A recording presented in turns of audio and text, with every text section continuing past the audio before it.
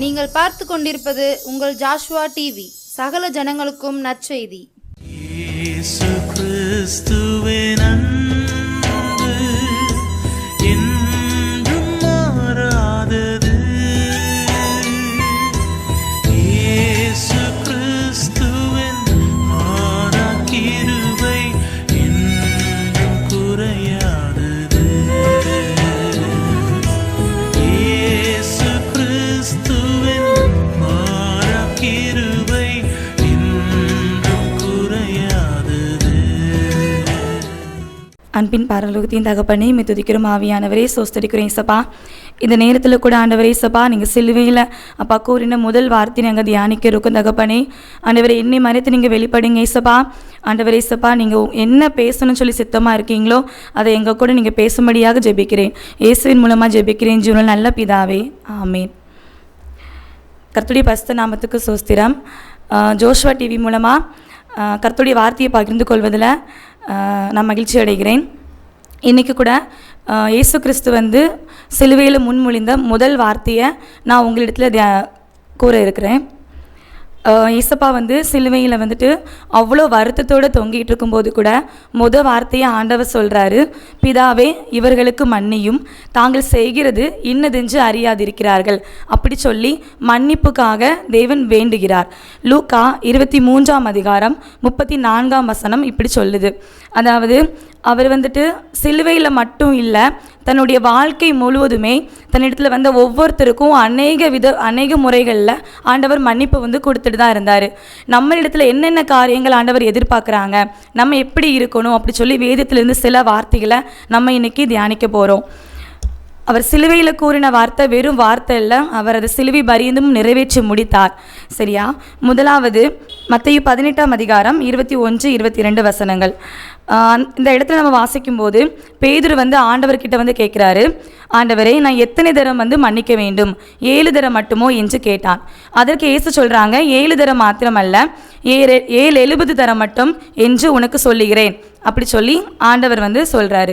அதாவது ஏன் அப்படின்னா நம்ம 7 தரம் மட்டும்தான் நம்ம மன்னிக்கணுமா அப்படி சொல்லி நம்மளுக்கு ஒரு கேள்வி வரும். அப்படி இல்லை, மன்னிக்க அது ஆட்டோமேட்டிக்காக என்ன ஆகும்னா நம்மளுக்கு பழக ஆரம்பிச்சிடும். அப்படின்னா மன்னிக்க நம்ம எப்பவும் எப்படி இருக்கணும்னா பழகி இருக்கணும். அதாவது என்ன சிச்சுவேஷனாலும் பரவாயில்ல, எத்தனை டைம் வேணாலும் பரவாயில்ல, மன்னிச்சுக்கிட்டே இருக்கணும். ஏன்னா ஆண்டவர் தன்னுடைய உயிரை கொடுக்குற நேரத்தில் கூட நம்ம எல்லாருக்காகவும் மன்னிப்பை பிதாவின் இடத்துல வேண்டுறாரு. அங்கே சுற்றி இருக்கிற ஒருத்தங்களுக்காகவோ இல்லை அங்கே இருக்கிற ஜனங்களுக்காகவோ இல்லை தன்னை கஷ்டப்படுத்தினவங்களுக்காக மாத்திரம் இல்லை, எல்லாருக்காகவும் நம்ம செய்கிற பாவங்களுக்காக கூட அவர் என்ன பண்ணுறாருன்னா மன்னிப்பை கேட்குறாரு. ஸோ நம்ம என்ன பண்ணணும்னா நம்முடைய சகோதரர் நம்மளுக்கு விரோதமாக பண்ணுகிற ஒவ்வொரு காரியங்களை சரி நான் ஒரு டைம் மன்னிச்சிட்டேன், நெக்ஸ்ட் டைம் நான் மன்னிக்க மாட்டேன் அப்படி இல்லை, ஒவ்வொரு டைமும் எத்தனை டைம் வேணாலும் பரவாயில்ல, தப்பு பண்ணிட்டு வந்துக்கிட்டே இருக்கட்டுமே, ஆனால் நம்மளுடைய ஒரு குணம் என்னவா இருக்கணும்னா மன்னிச்சுக்கிட்டே இருக்கணும் அப்படி சொல்லி ஆண்டவர் பேதுருக்கு கற்றுக் கொடுக்குறாங்க. ஸோ நம்மக்கிட்ட இருக்கிற முதல் காரியம் என்னென்னா, நம்முடைய சகோதரர்களோ இல்லை மற்றவர்களோ எத்தனை முறை வேணுனாலும் நம்மளுக்கு விரோதமாக பாவம் பண்ணியிருந்தாலோ இல்லை நமக்கு விரோதமாக அநேக குற்றம் சாட்டியிருக்கலாம், துரோகம் பண்ணியிருக்கலாம், என்ன வேணால் செஞ்சுருக்கட்டுமே, ஆனால் நம்ம மன்னிச்சுக்கிட்டே இருக்கணும். அப்படி இருந்தால் மட்டும்தான் நாம் அவருடைய புத்திரராக இருப்போம். இரண்டாவது பார்த்தோம் அப்படின்னா மனப்பூர்வமாய் மன்னிக்கணும். மத்தேயு 18:35 மத்தேயு 18:35 நீங்களும் அவனவன் தன் சகோதரன் செய்த தப்பிதங்களை மனப்பூர்வமாய் மன்னியாமற் போனால் என் பரமபிதாவும் உங்களுக்கு இப்படியே செய்வார் அப்படி சொல்லிட்டு இந்த வேத வசனம் சொல்லுது. அதாவது மனப்பூர்வமாய் மன்னிக்கணும். நான் மன்னிச்சுட்டேன் அப்படி சொல்லிட்டு ஆனால் நம்ம யாரை மன்னிச்சோமோ அவங்க நமக்கு முன்னாடி வரும்போது அவங்க மேலே ஒரு கசப்பு நம்மளுக்கு இருந்துன்னு நினச்சிக்கோங்களேன், கண்டிப்பாக நம்ம என்ன பண்ணலைன்னு அர்த்தம்னா மனப்பூர்வமாய் அவர்களை மன்னிக்கலை அப்படின்னு சொல்லி தான் அர்த்தம். ஆண்டவர் தெளிவாக சொல்கிறாரு, ஒரு சம்பவத்தின் மூலமாக சொல்கிறாரு. இதில் ஒரு ராஜா இருக்கிறாங்க. அவன் தன்னிடத்தில் இந்த ராஜா ஒரு கடன்பட்ட ஒரு ஊழியக்காரன் கிட்ட வரும்போது அவன் ரொம்ப கெஞ்சுறான், ஆண்டவர் எனக்கு நான் இவ்வளோ கஷ்டப்பட்டுட்டு இருக்கேன், இப்போ தாரேன் அப்போ தாரேன்னு சொல்லும்போது அவர் சரி மனம் இறங்கி மன்னிக்கிறாரு. எவ்வளோனா 10,000 தாலந்து கடன்பட்ட ஒருத்தனுக்கு ராஜா மன்னிக்கிறாரு. ஆனால் அவன் என்ன பண்ணுறான் அப்படின்னா அதை விட கம்மியாக தான், வெறும் 100 வெள்ளி பணம் கடன்பட்ட ஒருவன்கிட்ட அவன்கிட்ட ஒருத்தன் கடன்பட்டிருக்கான். அவனை வந்து பிடிச்சி தொண்டையை நெரிச்சு நீ எனக்கு இது இப்போவே தரணும் அப்படி சொல்லி ரொம்ப ஒரு கொடூரமாக நடந்து கொள்கிறான். அதை வந்து அந்த ராஜா கேள்விப்பட்ட போது அவன் என்ன பண்ணுறான்னா, நான் உனக்கு மன்னிச்சிருக்கும் போது நீ வந்து உன் சகோதரனுக்கு நீ மன்னிக்க வேண்டாமா அப்படி சொல்லி அந்த ராஜா கடிந்து கொள்கிறாரு. இதே போல தான் நம்ம வந்து என்ன பண்ணணும் அப்படின்னா, ஆண்டவர் நமக்கு மன்னிச்சிருக்காங்க, எவ்வளவோ காரியங்களை ஏசப்பா நம்மளுக்கு வந்து மன்னிச்சிருக்காங்க, மன்னிச்சுக்கிட்டே இருக்காங்க. ஸோ அப்போ நம்ம என்ன பண்ணணும்னா, நம்ம சகோதரனுக்கு நம்ம பார்க்குறவங்க கிட்ட நம்ம ஒவ்வொரு காரியங்களும் நம்ம என்ன பண்ணணும்னா மன்னிக்க கற்றுக்கொள்ள வேண்டும். அதுவும் மனப்பூர்வமாய் மன்னிக்கணும். மனசில் ஒன்று வச்சுக்கிட்டு நான் வெறும் பேருக்கு நான் மன்னிச்சிட்டேன் ஆனால் ஆண்டவர் பழி வாங்குவார் அப்படிலாம் சொல்கிறதுக்காக இல்லை. மனப்பூர்வமாய் நம்ம என்ன பண்ணணும் அப்படின்னா மன்னிக்கணும். நம்ம சகோதரன் அப்படின்னா கூட பிறந்தவங்க மட்டும் இல்லை, பார்க்கிற எல்லாருமே அவர்களை நம்ம மன்னிக்கும் போது ஆண்டவர் நம்மளுடைய தப்பிதங்களை என்ன பண்ணுவாங்கன்னா மன்னிப்பாங்க. அடுத்தது மத்தேயு 5:23. அதில் என்ன இருக்குன்னா, ஆகையால் பலிபீடத்தினிடத்தில் உன் காணிக்கையை செலுத்த வந்து உன் பேரில் உன் சகோதரனுக்கு குறை உண்டென்று அங்கே நினைவு கூறுவாயாகில் அங்கேதானே பலிபீடத்தின் முன் உன் காணிக்கையை வைத்துவிட்டு போய் முன்பு உன் சகோதரனுடைய ஒப்புரவாகி பின்பு வந்து உன் காணிக்கையை செலுத்து அப்படி சொல்லியிருக்கு. அப்போது இதில் என்ன அப்படி தெளிவாக புரியுது அப்படின்னு சொன்னால் நம்ம வந்து மற்றவங்க ஒருத்தவங்க நம்மக்கிட்ட வந்துட்டு ஒரு குறை இருக்குது அவங்க மேலே அப்படின்னு நினச்சிக்கோங்களேன். நம்ம வந்து காணிக்கை ஆண்டவருக்கு செலுத்தினா அது சரியாயிடும் அப்படி சொல்லி ஆண்டவர் சொல்லவே இல்லை. அந்த காணிக்கையை ஆண்டவர் அங்கீகரிக்கவே மாட்டார். எவ்வளோ வேணால் தான தர்மங்கள் நம்ம பண்ணலாம், யாருக்கு வேணால் எவ்வளோ வேணால் அள்ளி கொடுக்கலாம். ஆண்டவருக்கு கூட நம்ம சில நேரங்களில் காணிக்கையை கொடுத்துட்டே இருக்கலாம் நம்ம. ஆனால் நம்ம சகோதரன் நம்ம மேலே ஒரு குறை வச்சுக்கிட்டு மனக்கசப்பை வச்சுக்கிட்டு நம்ம மன்னிக்கலை, நம்ம எதுவுமே செய்யலை அப்படின்னா நம்ம கொடுக்குற காணிக்கை விருதாவாய் போய்விடும் சொல்லி ஆண்டவர் அவருடைய வாயிலிருந்து சொன்ன வார்த்தைகள் இது எல்லாமே. ஸோ ஆண்டவர் நம்மளுக்கு கற்றுக் கொடுத்தது மன்னிக்கணும். ஏன்னா அவர் மன்னித்தார், கற்று மட்டும் கொடுக்கல. இதெல்லாமே நான் இப்போ நம்ம தியானிக்கிற வசனங்கள் எல்லாமே தேவன் ஆண்டவர் ஏசப்பா நம்மளுக்கு கற்றுக் கொடுத்த வசனங்கள் தான். இதை கற்றுக் கொடுத்த ஆண்டவர் சிலுவை பரியந்தத்தில் என்ன பண்ணுறாருன்னா நிறைவேற்றி முடித்தார். எப்படி நிறைவேற்றி முடித்தார்? இவர்களுக்கு மன்னியும் பிதாவே, இவர்களுக்கு மன்னியும், தாங்கள் செய்வது இன்னதென்று அறியாதிருக்கிறார்கள் அப்படி சொல்லி நிறைவேற்றி முடித்தார். நம்மளும் வெறும் வார்த்தைகளால் அல்ல, நிறைவேற்றுவதற்கு, அதாவது மன்னிப்பை வழங்குவதற்கு நம்ம என்ன பண்ணுறோன்னா அழைக்கப்பட்டிருக்கோம். அப்போது நம்மளுடைய சொந்த சகோதரன் இடத்துல ஒப்புரவாகாமல் மன்னிக்காமல் நம்ம ஆண்டவர் முன்னாடி நின்று அபிஷேகத்தில் நிறைஞ்சாலோ இல்லை மணிக்கணக்காக உபவாசம் இருந்தாலோ காணிக்கை செலுத்தினாலோ மன்னிக்கலை அப்படின்னா அது வீணாய் போய்விடும். இயேசுவை அறியாத ஒவ்வொரு ஜனங்களுக்கும் என்ன வித்தியாசம் வேணும் தெரியுமா? நம்ம அவர்களுக்கும் நம்மளுக்கும் இடையில ஒரு வித்தியாசம் வேணும்னா நம்ம மன்னிக்கிறவர்களாக இருக்கணும். ஏன்னா சிலுவையில் ஆண்டவர் சொன்ன வார்த்தை அதுதான். ஸோ அடுத்தது நம்ம பார்க்கும்போது பரமண்டல ஜெபம் ஒவ்வொரு நாளும் நம்ம வந்து ஆலயத்தில் நம்ம சொல்கிறோம். அதில் சொல்ல ஒவ்வொரு வார்த்தைகளும் நம்ம பார்க்கும்போது நான் மன்னிக்கிறது போல் நீங்களும் எனக்கு மன்னிங்க ஏசப்பா அப்படி சொல்லி நம்ம வந்து ப்ரேயர் பண்ணுறோம். ஆனால் பல நேரங்களில் மற்றவங்கள மன்னிக்கிறதே இல்லை. அப்போது நம்ம வந்து ஆண்டவரை ஏமாற்றிட்டு இருக்கோம். பரமண்டல ஜெபம் சொல்லும்போது பல நேரங்களில் நம்ம என்ன பண்ணுறோன்னா ஏமாற்றிட்டு தான் இருக்கோம். ஏன்னா பக்கத்தில் இருக்கிறவங்க கிட்ட சமாதானம் சொன்னால் அங்கே யார்ட்டையும் நம்ம சமாதானம் சொல்ல முடியாதுன்னு நிறைய நேரங்களில் பல பேர் பண்ண குற்றங்களை மன்னிக்க முடியாமல் நம்ம சண்டை தான் போட்டுட்ருக்கோம். அப்போது நம்ம பரமண்டல ஜெபம் சொல்கிறதுக்கு முன்னாடி ஒவ்வொரு நாளும் நம்ம நிதானித்து பார்க்கணும். நான் யாரெல்லாம் மன்னிக்காமல் இருக்கேன், நான் ஆண்டவர்கிட்ட நான் மன்னிப்பு கேட்கேன்னா அப்போ நான் மன்னிச்சிருக்கணும்ல அப்படிங்கிறத நம்ம யோசித்து பார்க்கணும். நம்ம மன்னிக்காமல் நீங்கள் எனக்கு மன்னிங்கன்னு சொல்லி நம்ம எந்த விதத்திலும் போய் உரிமை பாராட்டதுக்கு ஒன்றுமே இல்லை. நான் மன்னிச்சேன்னா நான் ஆண்டவர்கிட்ட போய் உரிமை பாராட்டலாம். அடுத்தது சங்கீதம் 103:1 அது ரொம்ப அழகாக இருக்கும். அந்த முதல் ரெண்டு வசனங்கள், என் ஆத்துமாவே கர்த்தரை ஸ்தோத்திரி, என் முழு உள்ளமே அவருடைய பரிசுத்த நாமத்தை ஸ்தோத்திரி, என் ஆத்துமாவே அவர் செய்த நன்மைகளை மறவாதே அப்படி சொல்லிட்டு நான் இந்த வசனத்தை ஒவ்வொரு நேரமும் சொல்லும்போது எப்படி சொல்லுவேன்னா, என் கூறு கெட்ட ஆத்துமாவே, அதாவது அறிவி, ஏன்னா அதுக்கு அடுத்த வசனம் சொல்லுது, அவர் உன் அக்கிரமங்கள் எல்லாம் மன்னிச்சிருக்கார. நம்ம இந்த இடத்துல நின்று நான் பேசுகிறேன்னா நான் செய்த பாவங்கள் அநேகம் உண்டு, ஆனால் நான் செய்த தப்பிதங்கள் கூட அநேகம் உண்டு, ஆனால் ஆண்டவர் என்னை மன்னிச்சிட்டாருங்கிற ஒரு நம்பிக்கையில் தான் நான் இங்கே பேசிகிட்டு இருக்கேன். அது போல தான் அப்போது ஆண்டவர் நம்மளுக்கு எவ்வளவோ காரியங்கள் நம்மளுக்கு மன்னிச்சிருக்காருல்ல. ஸோ அவர் மன்னிச்சும் காட்டியிருக்காரு. நம்ம வந்து நம்மளுக்கு சுற்றி இருக்கிற ஒவ்வொருத்தருக்கும் மன்னிப்பதற்கு நிபந்தனை இல்லாத, அதாவது அவன் எனக்கு இதை பண்ணாதான் நான் மன்னிப்பேன் அப்படின்ட்டு இல்லை, மனப்பூர்வமாய் நம்ம ஆண்டவர் நம்ம ஒவ்வொருத்தருங்கிட்டையும் மன்னிப்பு கேட்கணும், நம்மளும் மன்னிக்க பழகணும். அடுத்தது நம்ம பார்க்கும்போது மார்க்கு 2ஆம் அதிகாரம் 5ஆம் வசனம், அந்த இடத்துல நம்ம ஒரு சம்பவத்தை, அழகான ஒரு சம்பவத்தை பார்க்க முடியும்.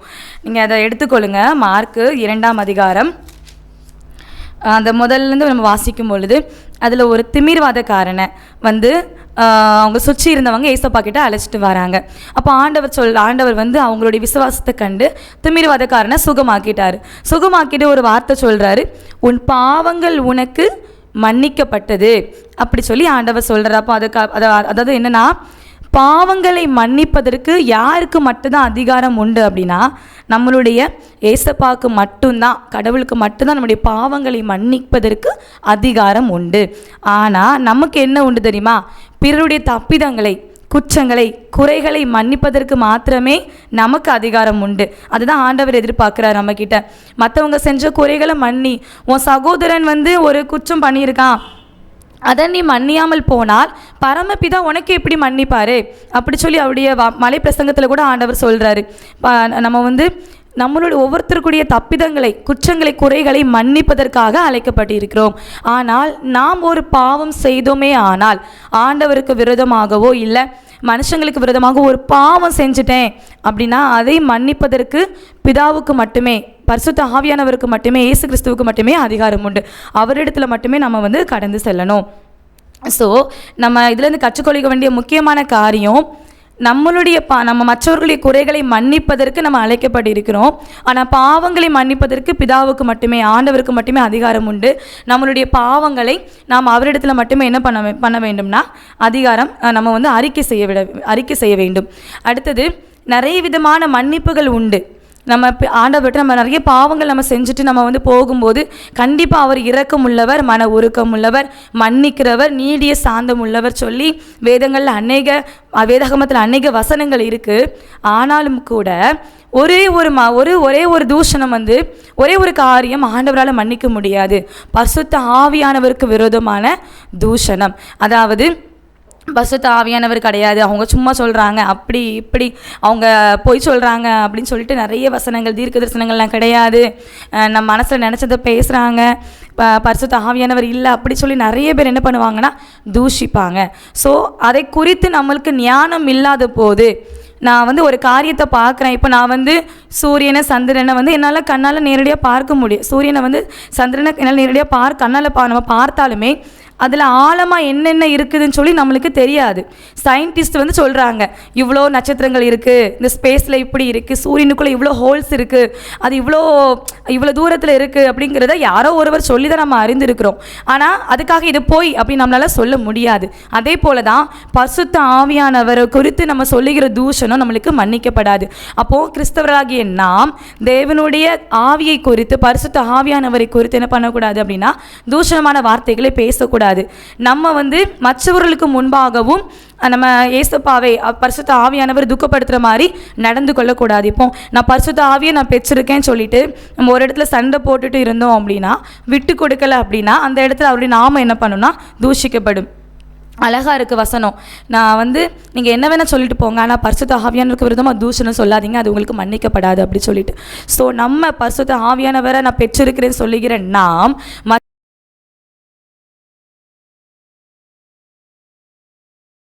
ஆவியான அவர் அபிஷேகம், அவர் அந்த நதியில் வந்து ஞானஸ்தானம் பெறப்பட்டு வெளியில் வரும்பொழுது பரிசுத்த ஆவியானவர் புறா வடிவில் இறங்கினார். அப்படி பரிசுத்த ஆவியானவர் அவர்களுக்குள்ளே இருந்ததுனால தான் வார்த்தையாக சொல்ல முடிஞ்சிச்சு, பிதாவே இவர்களுக்கு மன்னியும். அப்போ பரிசுத்த ஆவியானவரை பெற்றிருக்கிற நாம் என்ன பண்ணணும் அப்படின்னா மற்றவர்களை மன்னிக்கிறவர்களாக இருக்க அழைக்கப்பட்டிருக்கிறோம். நம்ம வந்துட்டு ஏசப்பா வந்து சிலுவையில் முன்மொழிந்த வார்த்தைகளை, அநேக வார்த்தைகளை வருஷம் தியானிக்கிறோம். இது வெறும் தியானமாய் மாறக்கூடாது. ஏசப்பா சிலுவையில் உள்ள சொன்ன வார்த்தைகளை அவர் வந்து நிறைவேற்றி முடித்தார். அவர் வந்து பைபிளில் அவர் வாழ்க்கை வாழும் பொழுது இவ்வளவு அழகாக மன்னிப்பை பற்றி நம்மளுக்கு கற்றுக் கொடுத்திருக்கிறார். கற்றுக் கொடுத்து விட்டு மட்டும் இந்த உலகத்தை விட்டு கடந்து போகலை, மரண பரியந்தம் சிலுவையில் என்ன பண்ணாருன்னா அழகாக சொல்கிறாரு, இவர்களுக்கு மன்னியும். அது வந்து ஒரு பூரணமான ஒரு அன்பு. அந்த அன்புக்கு இணை எதுவுமே இல்லை. என்னென்னா 2 கரங்களில் ஆணிகள் அடைக்கப்பட்டிருக்கு. அந்த வெயிட், அந்த உடம்போட வெயிட்டை அந்த ஆணி தாங்கிக்கிட்டு இருக்கு. அதாவது எப்படி அதுக்கு ஒரு பேலன்ஸே இல்லை. கிழிந்த நிலையில் அவருடைய உடம்பு தொங்கிக்கிட்டு இருக்கும்போது கூட அவர் நம்மளுக்காக என்ன பண்ணுறாரு அப்படின்னா, மன்னியும் ஆண்டவரே, தெரியாமல் பண்ணிட்டாங்க, மன்னிச்சிருங்கன்னு சொல்லி. அப்போது அவர் வந்து அவரை போல நம்மளால் வாழ முடியாது, ஆனால் அவரை போல நம்மளால் இருக்க கொஞ்சம் நம்ம ட்ரை பண்ண முடியும். பரிசுத்த ஆவியானவர் நம்மளுக்குள்ளே வரும் பொழுது, நம்ம அவரோடு கூட நேரத்தை செலவிடும் பொழுது, நம்ம அவரோடு கூட நடக்க ஆரம்பிக்கும் பொழுது, என்ன காரியங்களை செஞ்சாலும் நம்ம வேதத்தை வாசிக்கும் பொழுது, தியானிக்கும் பொழுது, எந்த நேரமானாலும் நம்ம அவரோடு கூட பேசி கொண்டு இருக்கும் பொழுது நம்மளால் கூட ஏசப்பாவை போல எல்லாரையும் மன்னிக்க முடியும். இப்படி மன்னிக்கிறதுனால என்ன பலன்?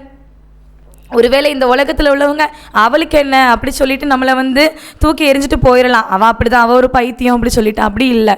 நம்ம மன்னிக்கும் பொழுது நம்ம அவருடைய பிள்ளைகளாய் மாற ஆரம்பிப்போம். பரலோகத்தில் தேவன் நமக்காக வைத்திருக்கிற கிரீடத்தை பெற்றுக்கொள்வோம். பைபிளில் எவ்வளவோ எக்ஸாம்பிள் இருக்குது, நம்ம சொல்லிக்கிட்டே போகலாம். பவுல் அவருடைய நிருபங்களில் சொல்கிறாரு, அவர் வந்துட்டு இயேசுவின் அடையாளங்களை தரித்திருக்கிறாராம். ஏன்னா அவ்வளோக்குள்ளே நெருக்கப்படுறாரு, அவ்வளவு ஒரு பாவம் செஞ்சு, அவ்வளோ ஒரு பாவம், அவர் வந்து அவ்வளோ ஒரு கஷ்டம், அதாவது அவ்வளோ ஒரு நெருக்கம், அவ்வளோ அடி வாங்கியிருக்காரு. நம்ம அதை வேதத்தில்